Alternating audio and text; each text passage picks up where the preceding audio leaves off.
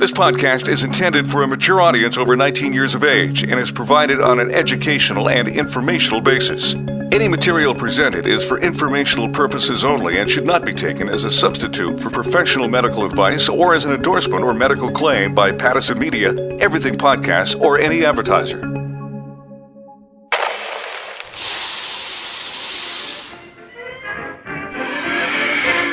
If you want a good smoke, try one of these.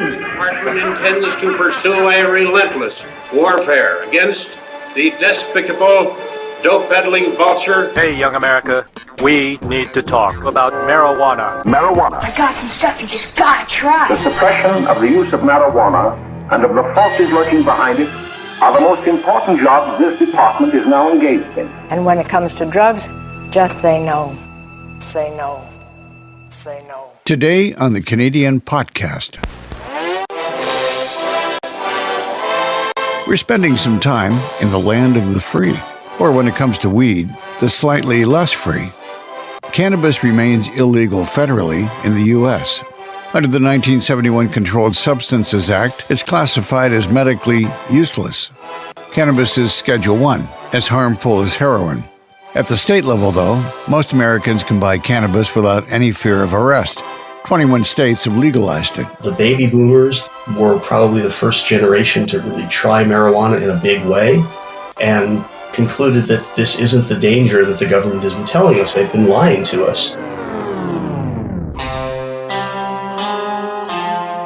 Well, the government wasn't exactly honest about cannabis when they first banned it in the 1930s either. We'll tell the story of how the Mexican Revolution, racism, and propaganda films got us to this point. I know what you want. You want to kill me. You're crazy. Take it easy, kid. I just want to talk to you.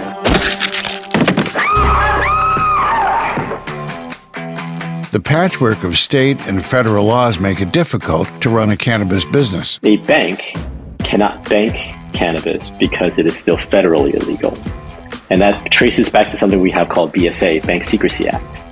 It essentially put the onus on financial institutions that you have the responsibility to prevent crime, to prevent proceeds from crime from entering the financial system. So we'll be talking to Peter Sue, a cannabis banker, about what that means and how Americans can still operate a financially successful cannabis business. That's coming up on the Canadian Podcast. I'm Don Schaefer. Before all that, Jay Coburn has the pot news. Veterans have a strong interest in exploring cannabis as a treatment option for conditions like post-traumatic stress disorder. That's according to a new report by the Mental Health Commission of Canada, the MHCC, in partnership with a veterans organisation, the Atlas Institute. The report was based on conversations with veterans and their family members last summer, aimed at identifying research priorities. More than 18,000 veterans were reimbursed for cannabis for medical purposes through Veterans Affairs Canada in 2022. But the report also showed use among veterans continues to be highly stigmatized. In the United States, the Department of Justice has launched the application form for a certificate of pardon for cannabis possession. The certificate is for people granted clemency by Joe Biden in October, when the president pardoned anyone previously convicted of possession under federal law or in Washington, D.C. That pardon was relatively limited, however, and didn't free anyone currently incarcerated or pardon sellers of cannabis. And in the Netherlands, Amsterdam is banning the use of cannabis on the street in its famous red light district. The historic centre of the city's legal sex work trade has long been a tourist hub, partly due to the easy access to coffee shops where cannabis can be bought and smoked freely. Legal cannabis is still a rarity in Europe. The municipality of Amsterdam said in a statement, residents of the old city centre experience a lot of nuisance from mass tourism and alcohol and drug abuse on the street. That's the latest pot news. Back to you, Don. Starting tomorrow, adults can legally buy marijuana here in New York. Cannabis may be big business in the USA. It's legal in 21 states. More than half of Americans can buy recreational cannabis just by walking to their nearest dispensary. We have 3 different pricing tiers. We have our red label, green label, and black label. But at the federal level, it's banned. Even if that ban isn't enforced, it still means that businesses in cannabis legal states have to jump through many hoops. The big one is banking. If you buy cannabis in the U.S., you might not be able to use a credit card. If you sell or grow cannabis, you'll run into issues finding a bank account. Our producer, Karen Habashi, spoke to a cannabis banker to find out why that is and how to navigate banking in the American cannabis industry. My name is Peter Su. I'm a Senior Vice President with Green Check Verified. We are the top cannabis banking compliance consultancy/software in the space. Our roster of clients represents roughly half of the banks and credit unions that are banking cannabis in America. I was a longtime banker, 23 years or so in banking, and I write for Rolling Stone Cannabis Culture Council. You're a man of many talents. Well, a lot of free time. Not much of a social life, though, you know. None of us have, actually.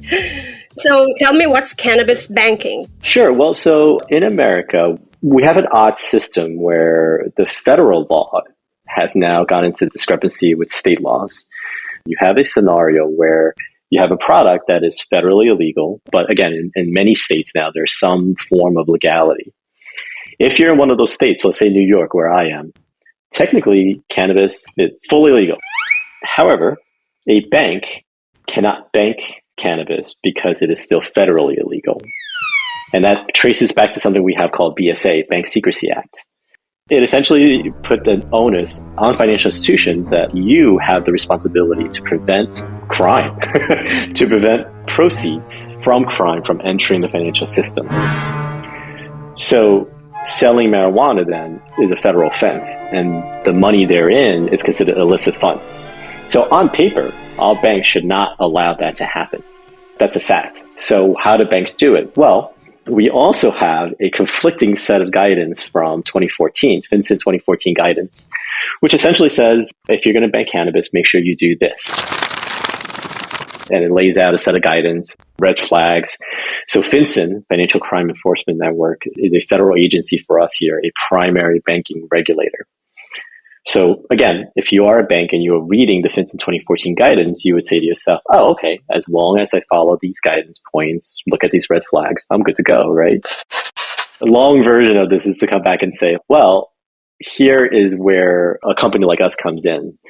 The regulatory burden of banking cannabis then is not that you can't do it, but the burden is so high, the hurdle is so high, and there's so much work involved. In the early days, prior to companies like us being in existence, both programs that I ran, we had manual programs. We didn't have software available. We used to have this ratio, we would say 5 to 8. So for every 5 to 8 cannabis businesses you bank, you would have to add another body. That's how much work is involved. And if you think about it, it's because you would have to prove that every dollar of deposit can be traced to $1 worth of legal goods. Like every dollar that is coming in. That's very confusing. I'm like doing the math in my head and I'm trying to know how do they do that? And I'm still like, okay. Well, you know, in a way, that's where we come in. In the very early days, so when we first started, you're talking Colorado, California, and this is probably around the same time that Canada started looking at it as well. The industry was, in fact, unbanked for all those reasons we just discussed. Banks were essentially saying, no, we cannot do this. This is not possible. Now, mind you, this is prior to FinCEN 2014 guidance. Fast forward to today, I mean, that idea that there is no banking, that's not true anymore. FinCEN estimates that there's some 755 financial institutions banking cannabis. So financial institution for us could be banks or credit union, any depository institution. Most insiders would agree that that number is way too high. There's no way there's anywhere near 700. We think it's more like 200, maybe 250. But regardless, you're still talking about a couple of hundreds of institutions. Now, of course, it's worth noting that if you did take that number, say it's 200, you divide it over, what is it now, 38 states. Yeah, it's only a handful in every state. But again, the point is that there is banking available. Now, there is a question of capability, capacity, and costs. So in other words, there's not a lot of banks.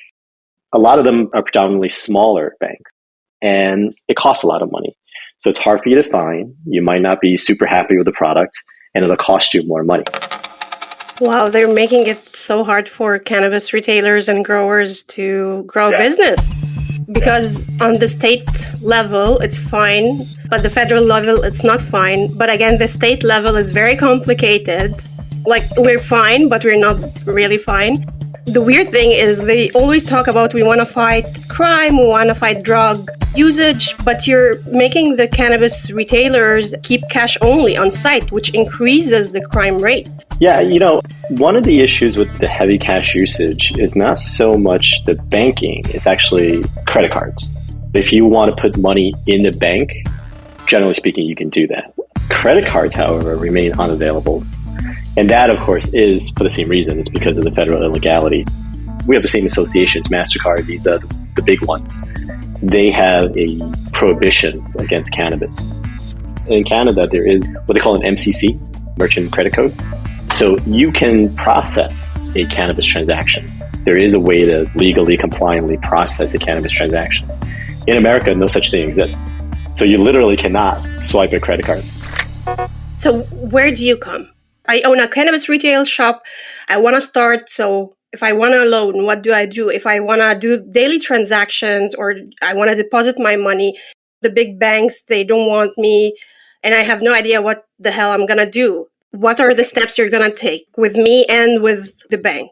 So good news, bad news. The good news is, again, people are getting banked. And yes, we get that inquiry all the time. The bad news is your typical business owner, you're used to walking into a bank, you're asked for 3, 4, 5 pieces of documents, and that account can be opened that week, that day even, right? That's not going to be the case in cannabis. They're asking you for 30, 40 pieces of paper, and it might take upwards of a month to get the account open. So I guess I would say patience.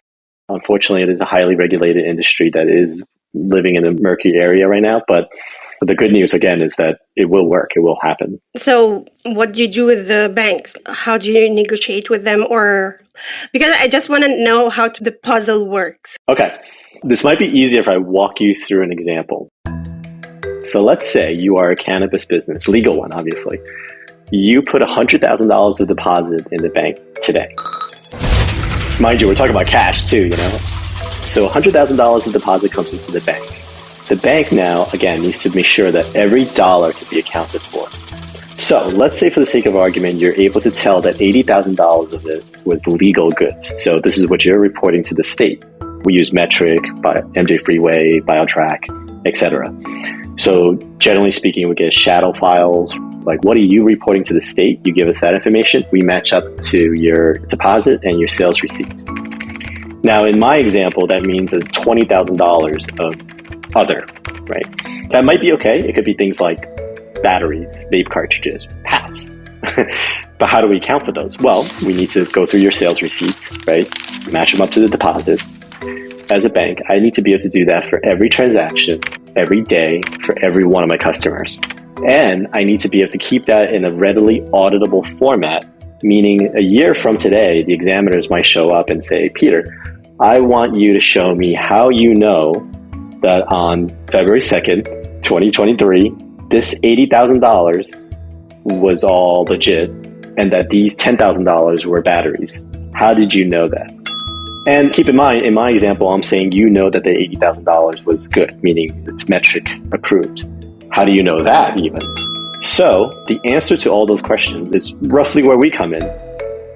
In the old days, we used to do it manually. We used to literally take sales receipts. So you would email it to us, fax it to us, however you got that information to us. So it's essentially comparing 3 pieces of data. You've got sales receipts, you have deposit in the bank, and you have state reported data. Comparing the 3, looking for the outlier, getting information that matches to the outlier, and then again, somehow keeping this all organized in a way that's auditable, frankly. So what do? Well, we do all of that through software. We ingest data from your POS, from your point of sale. We obviously export the information that shows that this is what you're reporting to the state. We then look for the sales receipts of like, okay, these were batteries, these were based on SKUs. And then, of course, we have that capacity to collate this information and keep it all auditable. So what we do really is not super fancy. It's the ultimate sort of grunt work.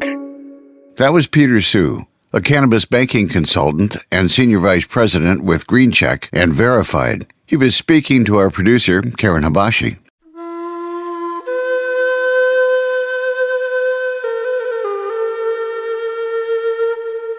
The story of cannabis prohibition in the USA began in Mexico in 1910. Over a decade, political instability south of the border became a revolution. And while that revolution eventually led to the end of a dictatorship, it was bloody and long. Like many migrants throughout history, Mexicans were escaping violence, and the direction to escape was north, to the United States, where the economy for the most part was vibrant. This was a time of rapid growth in the United States. The Ford Motor Company's assembly line brought mass production, and after the First World War came the Roaring '20s. Cinema was booming as Hollywood entered its golden age. Wait a minute, I tell you, you ain't heard nothing. You want to hear toot me? All right, hold on. One of the greatest infrastructure projects in U.S. history, the interstate highway system was under construction. In every state all across the nation, men and machines went to work. Humans were even defying gravity. He made it. Charles A. Lindbergh, Lucky Lindy as they call him, landed at Le Bourget Airport, Paris at 5:24 this afternoon. The United States of America felt like a place where anything was possible. The contrast with Mexico's bloodshed could not have been more stark.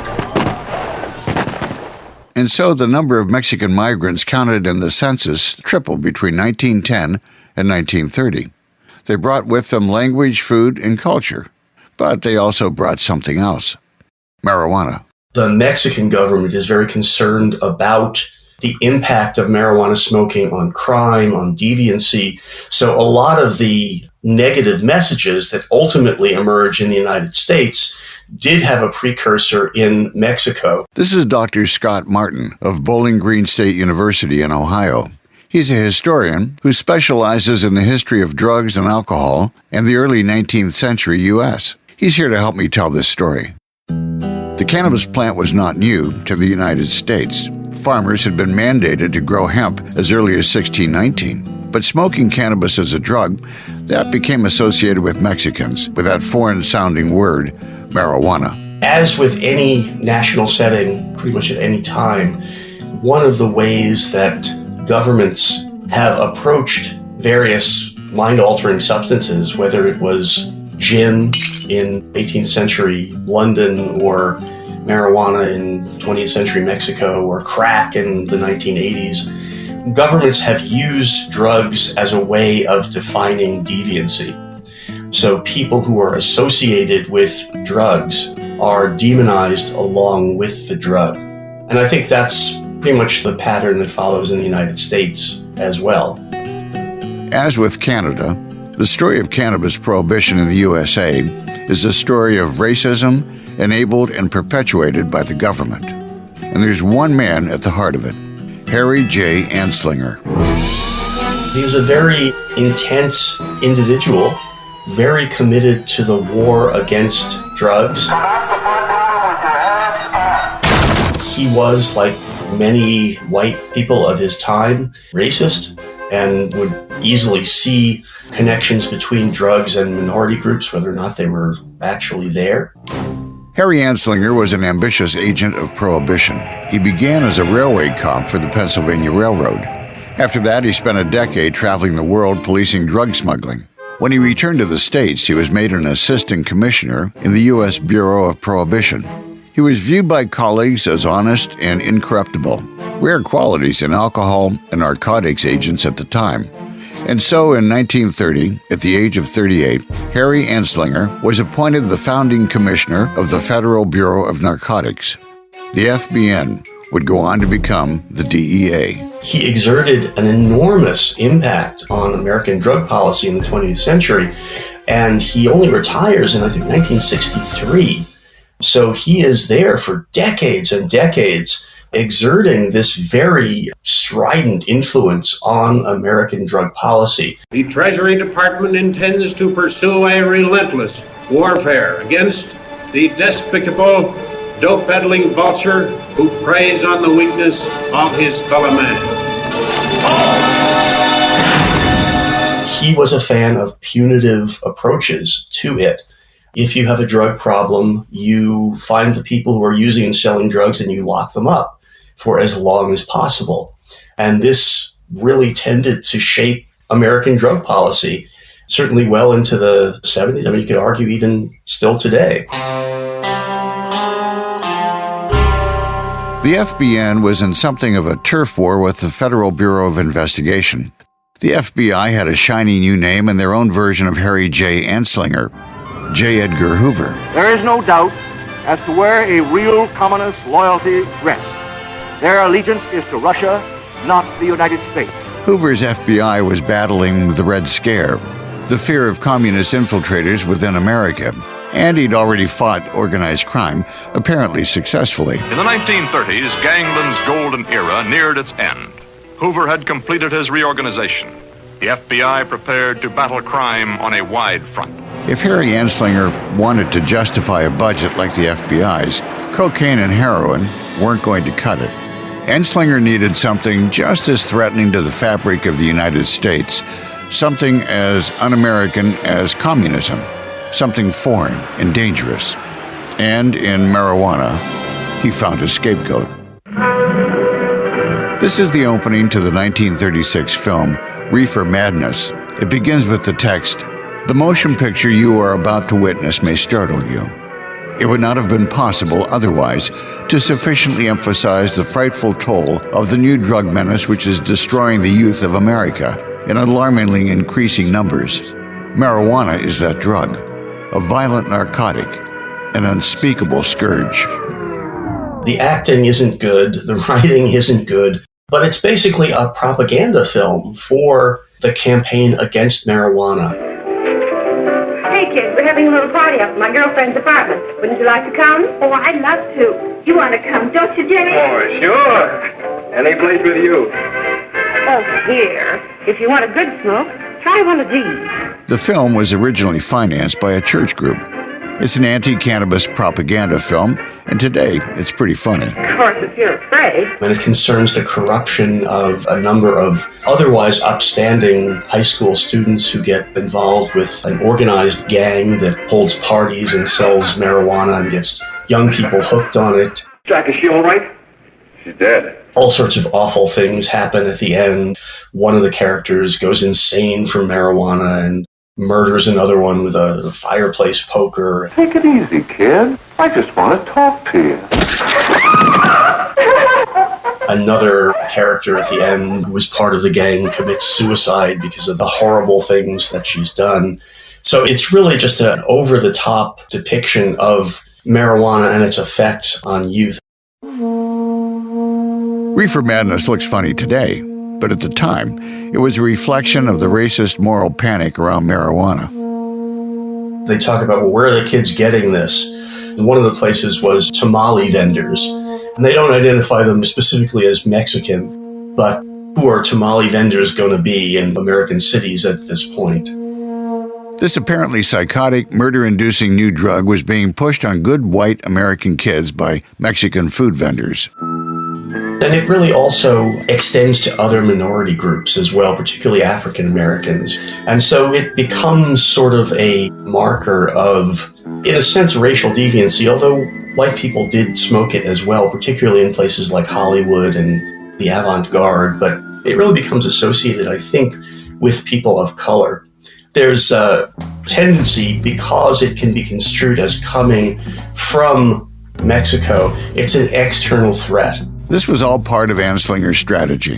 Marijuana becomes his justification for a big federal budget, for more agents, and for a broader mandate.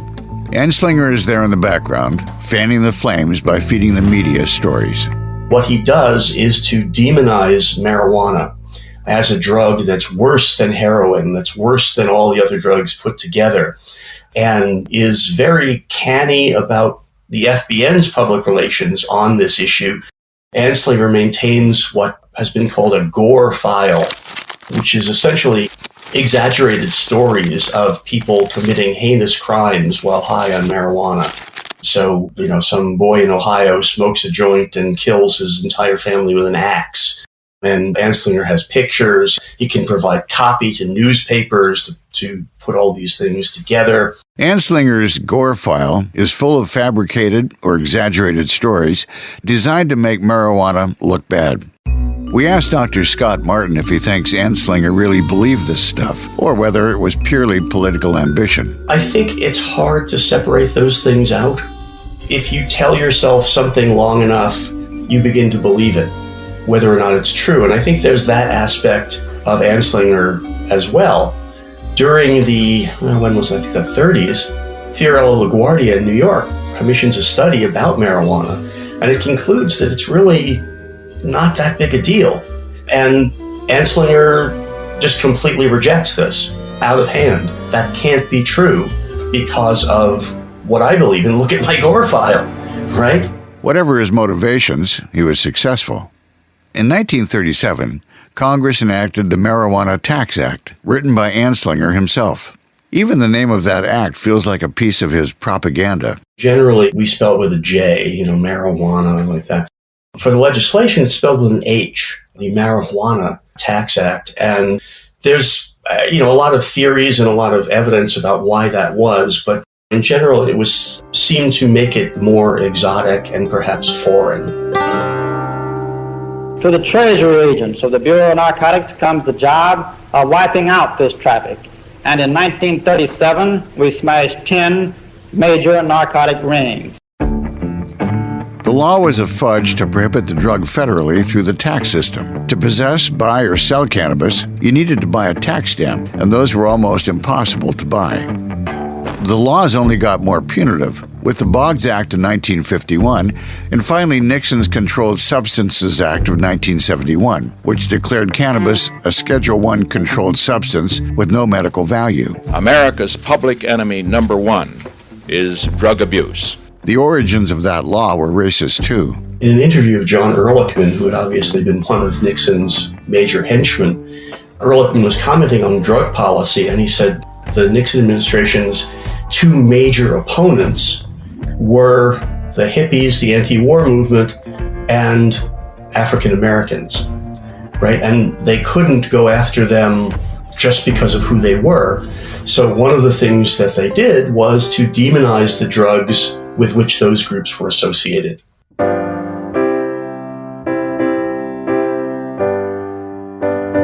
This act is still the law which governs which drugs you can and can't use. Despite being legal at the state level, cannabis is still illegal under federal law. It's still classified as medically useless, as dangerous as heroin and cocaine. But at least if you want to walk into a dispensary in New York and pick up a quarter ounce, you can do that. Just make sure you've got cash on you.